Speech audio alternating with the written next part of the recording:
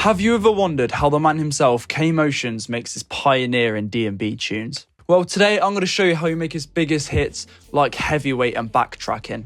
Welcome to How to D&B with Inverse Audio. My name's Denver and I've got a banger for you today.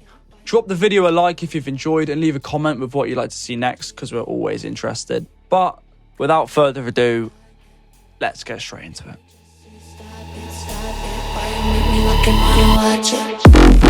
Energy hypnotic. Energy hypnotic.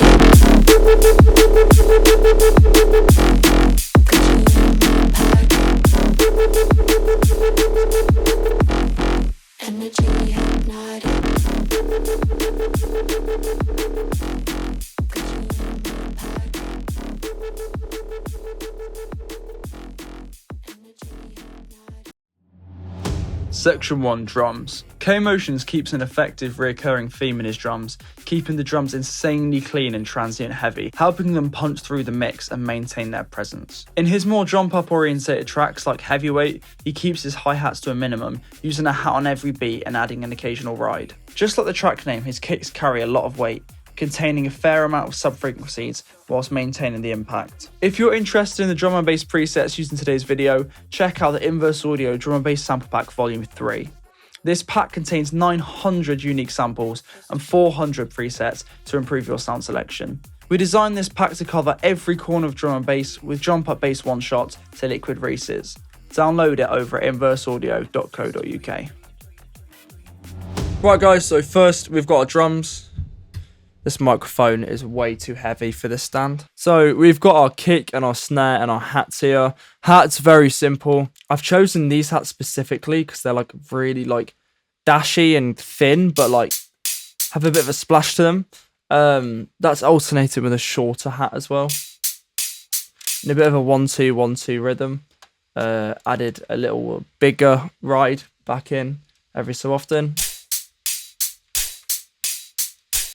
And this small, faster hi-hat. Just creating some bounce for the kick and snare to perfectly sit on top.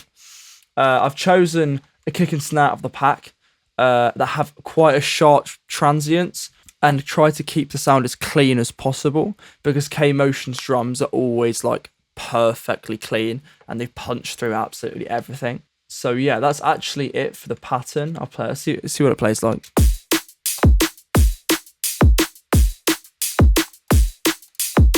Kind of short sustain on the snare. Same thing with the kick. I'll show you what I've got in effects. Nothing on the snares actually. On the kick, I have got a slight EQ, taming the sub because it was a bit crazy.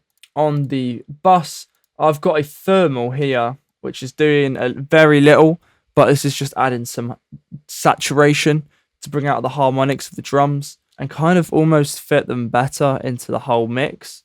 There's a preset called Club Clipper, which does exactly what you'd think it does. I've just brought the wet down all the way down here. And a free clip, like I do on every video, so it clips the drums just where you want them to be. Which I've brought this down to literally just minus 0.6 dB. Just before 0. Because I'll bring them back up after with the limiter. Just giving us some headspace. But yeah, that's actually everything for the drums. Really simple. I think it's more about sound selection in this. So I've kept like really transient, short, stabby kicks and snares with a bit more loose hi-hat. But again, like really simple. Try not to overcomplicate it. Section 2. Bass. K MOTIONZ has mastered the majority of D&B subgenres, making it hard for me to decide which route I wanted to take for the bass line. However, considering his new track Heavyweight is doing bits right now, I thought it'd be only right to go this route. I knew I would have to create a large womp orientated sound as well as a dirty LFO bass. I'll be using Serum for these patches, so let's get right into it. Okay, so you'll probably be able to notice I've gone more of the style of Heavyweight, which is his new tune, which is absolutely banging at the moment. Especially with this first little bass here we've got going on. So let me just play it to you without anything else going on.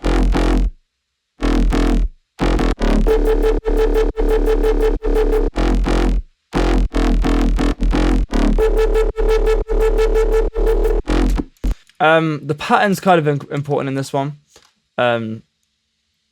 this is how I've kind of done it. I've started on F, gone back to F again, gone down to E, and then kind of descended back down to D, and then the point of this bass comes in here on the second half, which coincides really well with the vocal, which is what I'll show you next. But yeah, let me show you how to make that really quick. We've got this little patch here. We've got a mellow but unstable wavetable and an acid wavetable. I love using acid wavetable, especially for little like wompy noises like this. I've FM from Beat It, it's around 40%. This got a unison of 4 on the acid wavetable, a bit of detune, bend plus to negative at minus 19%, and this filter, which creates the whole wompy sound. You hear that, and then with the filter, really like kind of like accentuates its like power. The filter is just an MG Low 12, and what I have done is just brought the mix down to 84%. Whole way would be this. Bit too short, sounds cool still, but I went to 85. Still has that effect, but doesn't remove so much of the frequencies that I want, if that makes sense. This LFO is controlling everything. Again, level of both wavetables and the cutoff, just on the rate of a half note on envelopes. So every time it plays, the sound is like the LFO takes its position and automates everything. But actually, yeah, that's it. There's got some effects, some hyper. So we've got 12% size, 8% mix, and a 16% unison on the mix. Distortion, some tube at 97% because we want to bring out all of those harmonics. Some chorus, just at 36%, just make it a bit wider, and a filter. This is layered by a sub, which I've made a bit bigger here on the LFO, just because you want the sub. In short bursts, the sub doesn't have as much of an impact as it does in long bursts. I know that sounds really like easy to understand. It sounds like I'm just saying it for the sake of it. But if you pull up this plugin that I've started to be using recently called Megascope, which is kind of like, obviously it's a visualizer, but it shows you kind of what it will look like in Rekordbox, which is the most similar one I've found. Yeah, sorry, I'll show you this.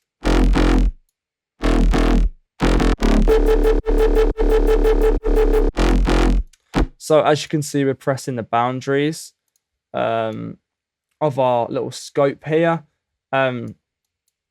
Without the sub, the sound has like lacks so much like expression, and with a shorter sub, that would kind of like have been kept that way, if that makes sense. Because I've made it a bit longer, there's so much more impact in it. The sub really sticks out and like keeps it really like thick. Yeah, and the second bass we have here, I'll show you how we made this. Again, inspired a lot by Heavyweight. I have this mellow but unstable wavetable. Put the wavetable position to 207. Don't ask why I did that, but it's just kind of messing around. That's always how I kind of come up with the sounds. It's just messing around with things. Harmonic series, the wavetable position at 6. As you can see, we're pushing it all the way up to 6. And a peak filter at 12, which is the most important part of this whole process almost. An FM from B at 29%. Asymmetric minus on the harmonic series at 16%. Effects, we have some dimension again, and some distortion at 90%. This peak filter is being modulated by this LFO 1 and a 1/8 note, which is the I love when I have to voice the effects. Yeah, and that's literally just changing the resonance on that filter. Mastering is reasonably simple. This is obviously just a short master. I've done it myself, usually just sent off or something other. Resonance is creating the whole like harmonic of the without it, it'll sound absolutely pathetic. Isn't that crazy? But with that and a bit of distortion as well to pair with it, completely remakes the sound. This is also paired by a sub. I've gone for a solid sub, which just like elongates.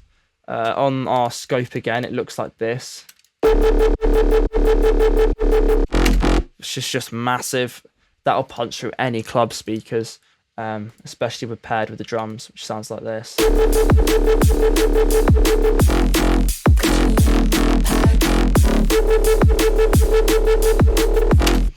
Anyway, onto the vocals, effects, and intro. Let's go. In tracks like this, K Motionsz keeps his melodies to a minimum, utilising mainly pads and pluck melodies. To emulate this, I'll use some atmospheres from a Volume 3 pack to set the vibe. This will then help when I place the vocal on top, helping me find both the key and prime position for the vocal. Let's get straight into it. Start with a vocal from Vocalfy, which you can use our code InverseAudio10 to get 10% off. And these vocals are great, genuinely. This one's recorded so well. I just got the dry stem from this because they give you all the stems. Sounds a bit like this by itself. Energy hypnotic, got you in my pocket. Hear you just say stop it, why you make me look and wanna watch it. I know this doesn't correlate to Heavyweight at all, but I kind of liked how it blends his other songs into the track. I'll play this for you dry and show you what I've done mixing wise on the vocal. Energy hypnotic. As you can tell, it's already compressed because they give you like a dry vocal, but it has its processing, like the beginning processors on it. So I've taken just a few more lows out of it here. Some compression going on as well. Let me put this back on so you can see. Energy hypnotic, got you in my pocket. Just biting at it,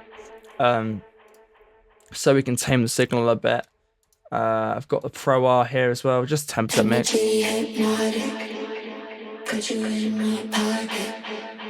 Hear you just say stop it, why you make me look and wanna. And a timeless just for the build up. I remove it on the drop because obviously the delay gets in the way. And Fruity Reverb 2. We love Fruity Reverb 2. I love it. Sounds awful, but I use it all the time because it's fast.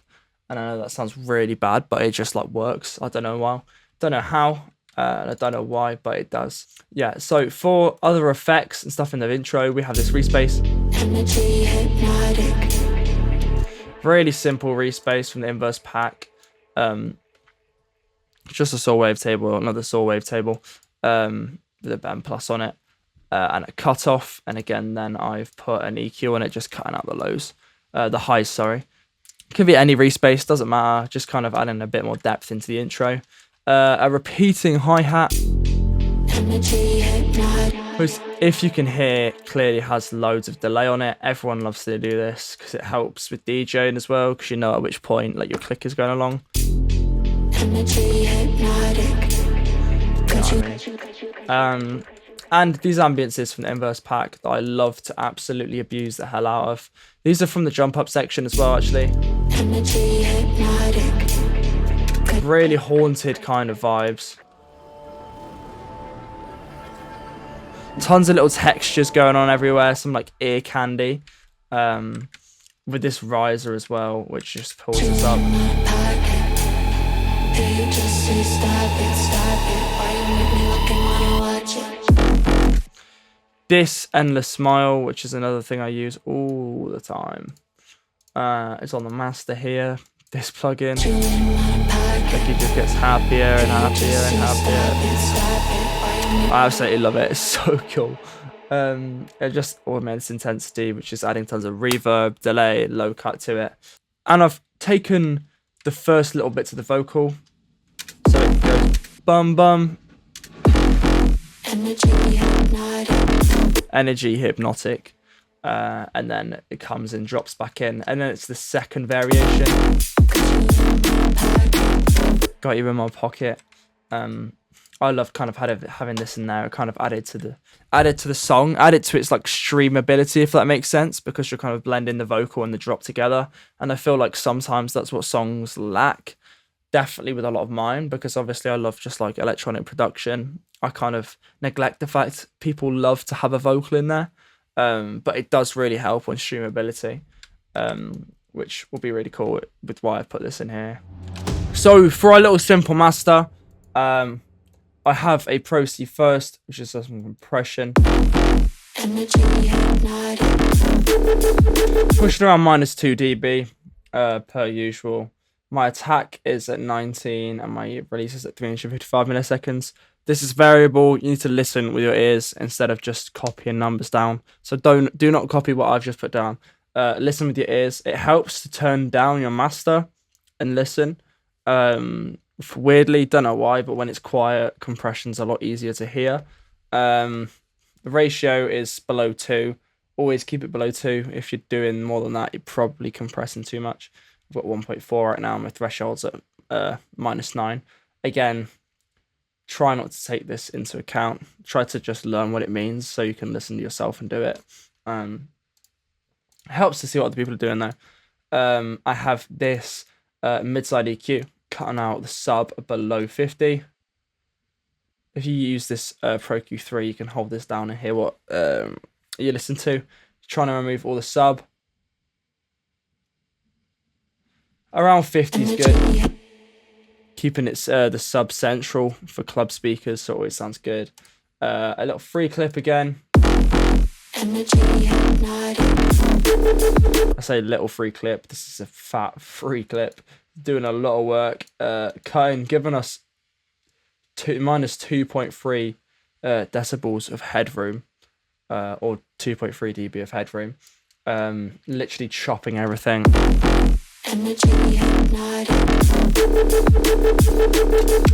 Different clippers sound a bit different. This one's free, which is why I have it. Still sounds very good in my opinion. And a Pro L, in which I'm boosting. As you can see, the clipper's giving us that much headroom. Without it, I'll show you what it sounds like, or it looks like. That's how all the limiters already going on. And with that, we already have so much space. I'm looking for my -8 decibels of limit in here. Sitting in the -5.5 LUFS range, which is pretty good for a track like this. And yeah, and this is just our visualizer. But yeah, that's actually everything for this track. I hope you enjoyed it, and most importantly, I hope you've learned something.